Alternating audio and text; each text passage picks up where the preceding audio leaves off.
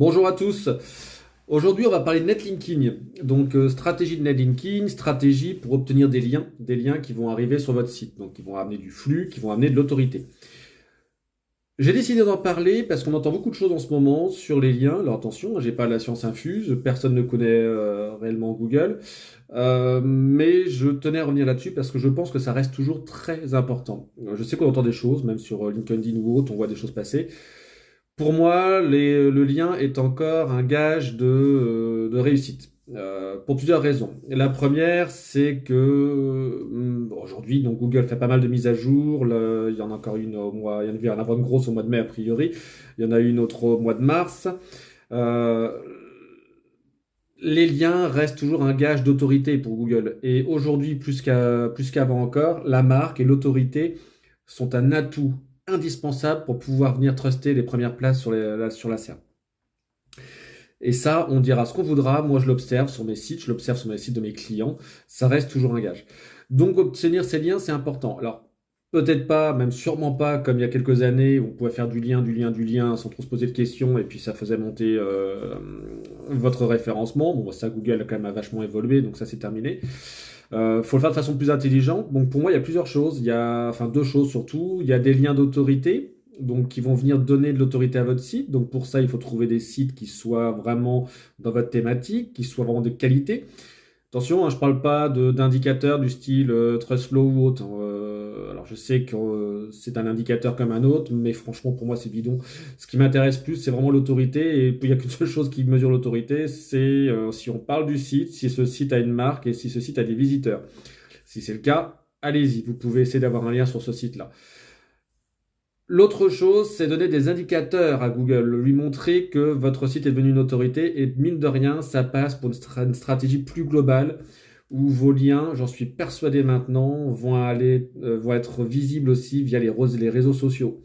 Je commence à le voir, je suis sûr que alors déjà avoir vos propres réseaux sociaux dans votre galaxie de communication, c'est important, mais je me demande si Google ne va pas chercher des signaux par là. Ceci étant dit, bah maintenant comment on fait? Comment on fait pour aller chercher du lien? Je vais vous donner 5 petites astuces, enfin 5 astuces, pour moi c'est les astuces, les 5 indispensables.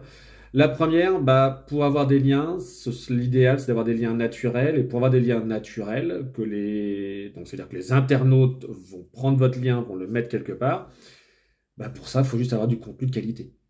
Il n'y a pas trop de 36 000 solutions, c'est la seule. Vous faites un contenu de qualité, vous augmentez les chances que votre lien, que votre page soit partagée. Donc pour ça, bah, vous faites un blog, ça marche encore. Là, c'est pareil. J'ai entendu des choses sur LinkedIn ou autre me sous-entendant que c'était terminé.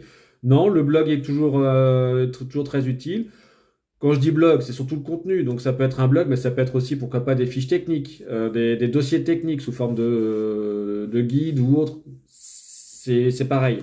Mais en gros, ces pages avec des contenus sous forme de guide et qui apportent de la réelle plus-value, de la réelle valeur à l'internaute, ça marche. C'est ce qui va donner à l'internaute de partager votre page. Donc ça, c'est la première chose.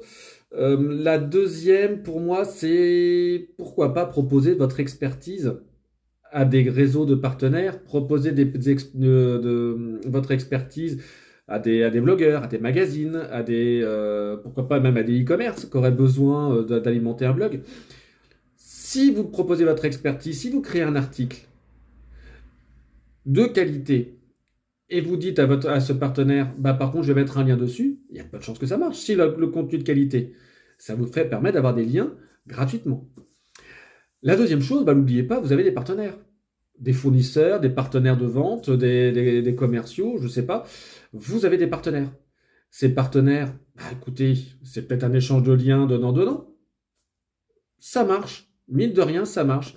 Faites des échanges de liens avec vos partenaires. Ce sont des signaux, clairement. Là, pareil, c'est peut-être pas les signaux qui vont vous faire passer de la 4e à la première place, on est d'accord, mais c'est un bon début. Plutôt que partir de zéro et aller acheter des liens et mettre sur des annuaires un peu pourris, non, en fait, utilisez votre réseau.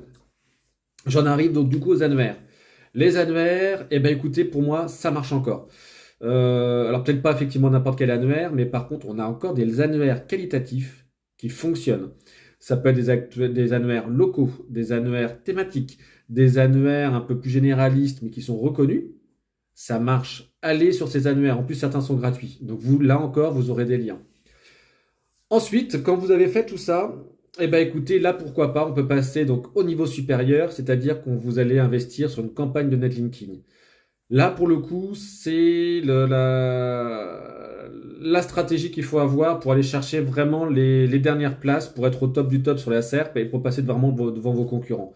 Une campagne de netlinking, c'est quoi? Vous allez déléguer votre stratégie à un freelance comme moi ou à une agence SEO qui va s'occuper d'aller chercher, et pour dire à chercher, pour aller acheter des liens vers des sites qualitatifs.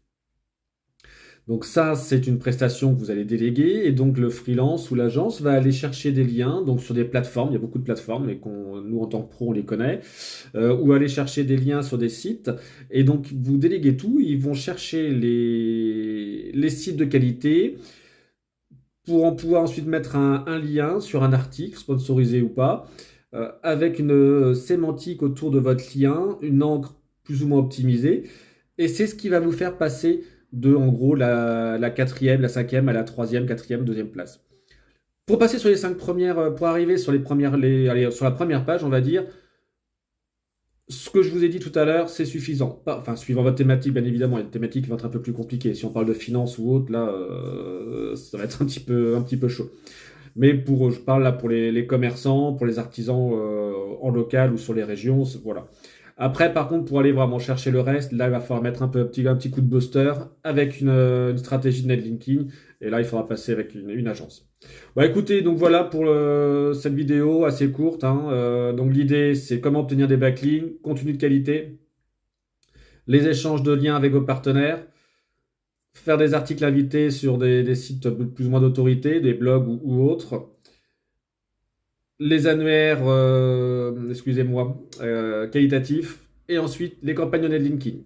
Allez, bah écoutez, maintenant je vous dis à ciao, bye.